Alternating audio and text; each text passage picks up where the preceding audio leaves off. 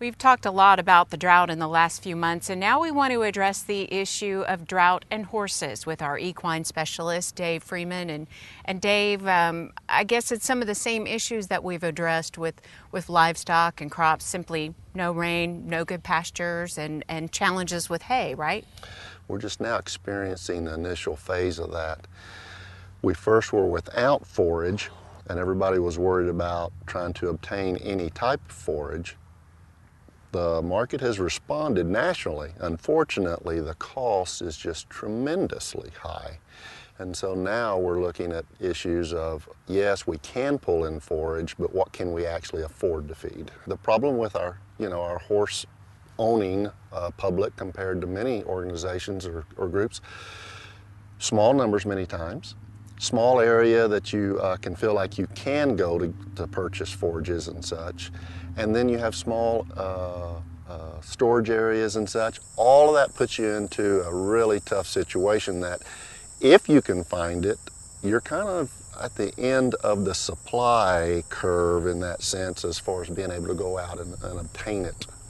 And say you are able to track down some hay and you know financially you can manage. What about quality issues and then maintaining on through basically continued drought spring and summer? The types of availability of nutrients with horses are very close to what cattle can pull from them.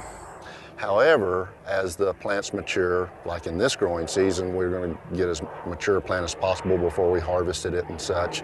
The quality of hay, where the maturity is large, the quality is low, it really puts a discount as far as how horses can use it as compared to cattle. So we're having to spend a lot more for a lot less. And then there's the whole pasture issue and basically dealing with pastures that have been really grazed down and trying to rehab those for the future. Is that even a possibility right now? It is a possibility, and the type of programming that we're doing, there's many different research project models and such that suggest that, for example, extending grazing season on pastures using cool season annuals and such are a viable option. Obviously they are when you look at the cost of hay because of the transportation to the field. And so we are trying to make projections on just exactly how much this is going to be of value to you. The question is are we in a one-year situation, or is next summer actually going to be more difficult?